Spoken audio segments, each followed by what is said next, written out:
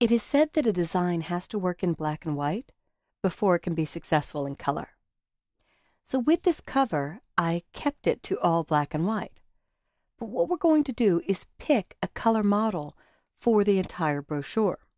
I'll select this tinted gray box in the background, and you'll notice on my toolbar I have fill and stroke. In fact, I normally like to hit these double-sided white arrows to go to a two-column toolbar so you can better see fill or inside color of a box and stroke or border, the outline color of a box.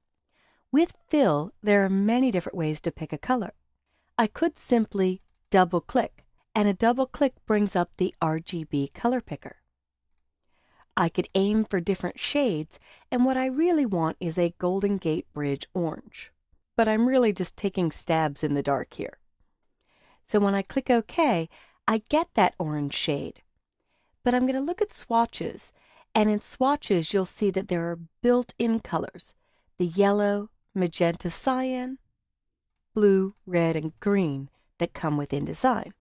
If you've been given a recipe for a color, and I happen to know that the Golden Gate Bridge is actually painted International Orange, and I have a CMYK recipe for it, a cyan, magenta, yellow, and black recipe.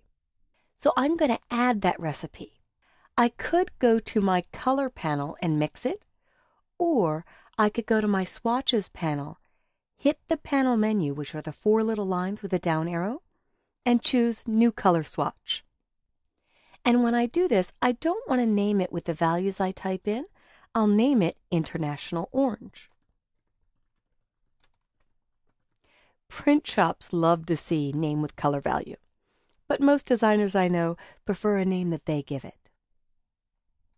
The values for International Orange are 0 for cyan, and I'm pressing Tab to jump down and highlight, 69 for magenta, Tab, 100 for yellow, Tab, and 6 for black. And you won't see the black kick in until you press Tab one last time, so it triggers the preview. In fact, we know this is CMYK, or the four-color process color. But many people ask me, why is K black? There are two accepted answers.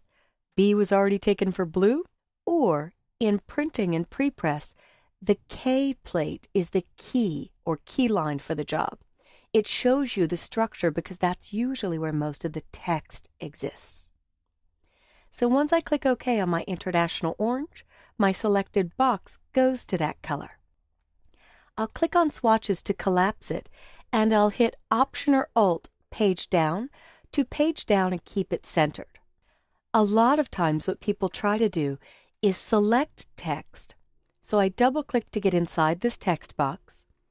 I'll hit Command A or Control A to select all, or Edit, select all.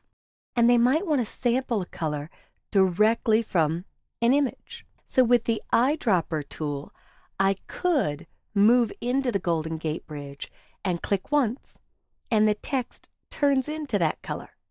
To see its recipe, I could click on Swatches, and at the bottom, click the New Swatch button. And there you'll see this was an RGB placed image, so it gives me a red, green, and blue formula. Double-clicking on that formula will let me edit it. And I could check the values in CMYK to see how close it is to that International Orange. So it's close, but not perfect. We're missing a lot of yellow, and we have very little black. Magenta was really the closest number. So I could uncheck this and name this Second Orange if I want to keep it. Or if I decide that it was too far off and looks a little bit too pink, I could simply trash that color, and I'll replace it with black. What I'd like to do is grab a blue sky to use for all my heading styles. So the eyedropper tool is loaded with a color right now. To reload the eyedropper, I can hold down Option or Alt, and as I click, I can see the blue that I'm sampling here. So I could try a lighter blue, you'll see it change, and a darker blue.